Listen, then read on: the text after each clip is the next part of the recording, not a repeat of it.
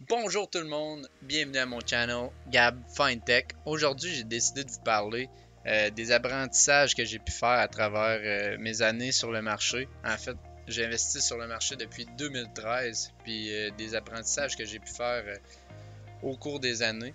Puis, qu'est-ce que je fais présentement pour avoir une meilleure stratégie dans le marché. Ce qu'il faut comprendre, c'est que votre appât du gain va souvent être le principal moteur de votre investissement. Il faut apprendre à contrôler cet appât du gain-là. Souvent, on va voir un cours d'action qui monte en fou, puis on se dit qu'il y a encore de la place à ce qui monte encore en plus en fou, un peu comme avec Tesla. Ceux qui commencent à investir avec Tesla, ils pensent encore avoir le même type de gain que ceux qui ont investi en 2019 ont eu, alors que c'est pas vraiment ça. La croissance risque d'être plus lente, comme il y a eu tellement un gros uptrend. Donc c'est juste un rappel pour les personnes qui commencent à investir de mettre de l'argent que vous êtes prêt à perdre seulement. Mettez pas de l'argent que vous empruntez ou d'autres argent que vous n'êtes pas prêt à perdre, parce que cet argent-là est très à risque. Donc, allez-y avec l'argent que vous êtes prêt à perdre puis qui ne vous empêchera pas de dormir. Si votre tolérance au risque, c'est d'avoir 4000 $ dans votre compte de banque, ben, ayez ça, puis le reste, placez-le. Si votre tolérance au risque, c'est de garder votre cash down pour votre maison, ben, gardez votre cash down pour votre maison, puis investissez le reste. Si votre tolérance au risque, c'est vous pouvez pas vous permettre de perdre une scène, ben le marché boursier, c'est pas fait pour vous. Mais je vais vous montrer comment on peut contrôler nos émotions à travers tout le marché en se gardant tout le temps une réserve pour pouvoir déployer sur le marché. Depuis 2013, il y a eu 4 corrections dans le marché. Puis avec 2020, c'est la 5e. Comme on peut voir, c'est des corrections de plus de 13%. Puis la plus grosse, c'est pas mal 2020 qu'on vient de vivre. 2020 qui a une correction de plus de 20%, même 30% à un certain moment en mars-avril. Donc, c'est tout le temps de se garder de l'argent pour ce genre de situation-là parce qu'ils vont être très rentables. Puis, j'ai pu l'expérimenter en 2018 où j'avais pas décidé d'investir, en fait. J'avais pas décidé d'en garder de côté. Tout était investi. Puis, j'avais rien que je pouvais bouger.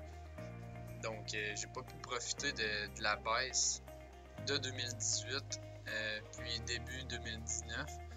Donc, j'ai décidé par après d'opter pour une stratégie de 10 à 20% en cash. Cette stratégie-là n'est pas évidente quand on fait déjà des bons gains avec nos actions parce qu'on va avoir la fear of missing out.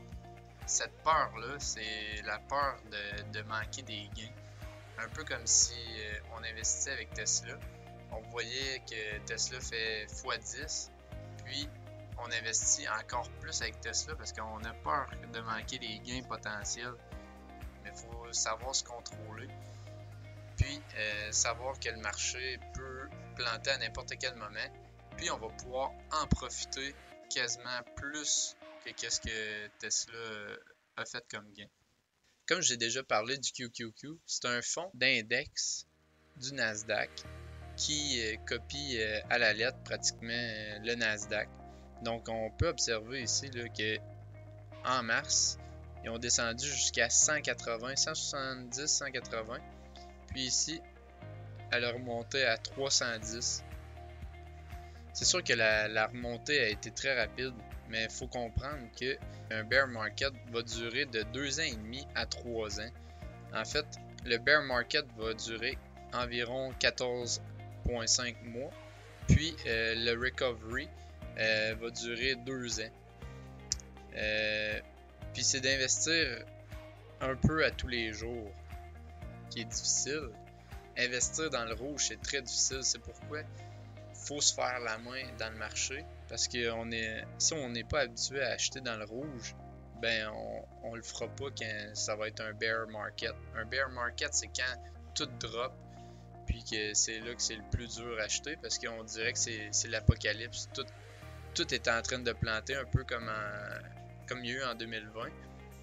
Le COVID, c'est comme si ça allait arrêter la Terre, puis le système allait tout s'effondrer. Donc c'est ça qu'il faut comprendre. Le marché est très émotif.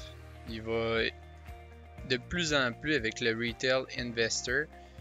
Le marché va avoir des plus grandes fluctuations vu que le monde n'a plus accès aux investissements. Donc les fluctuations vont être encore plus grandes. Le monde de la classe moyenne a encore plus accès aux investissements par eux-mêmes en bourse. Ce qui fait en sorte que avant, c'était seulement les fonds, puis les fonds sont gérés plus rationnellement, tandis qu'aujourd'hui, avec les applications comme Questrade, Robinhood, aux États-Unis, vous avez Webull, aux États-Unis aussi, vous avez Disney ici au Québec, mais le retail investor, il a plus la possibilité d'investir par lui-même, puis il est plus émotif, donc ça fait des grosses swings dans le marché, comme on a pu observer en 2020, qui est très rare d'observer des aussi grandes fluctuations aussi rapidement, parce que le marché a déjà repris où il y en était et même plus avant le COVID. Donc c'est ça, c'est des grandes swings dans le marché. Puis c'est pourquoi il faut rester rationnel dans nos décisions. Puis il faut les appuyer sur des faits, sur des nombres. Donc c'est un peu pourquoi je fais ces vidéos-là, pour approfondir sur une compagnie, puis avoir la conviction quand vient un bear market, ben qu'on investit dans une bonne compagnie pour le futur. Si vous avez apprécié ce type de vidéo-là, juste à me mettre un pouce en l'air, ça va aider à rejoindre encore plus de monde pour les aider à investir encore plus. Puis subscribe à mon channel pour recevoir à chaque fois la vidéo sur votre YouTube. Puis on se voit pour un autre Gab Fintech. Bonne journée!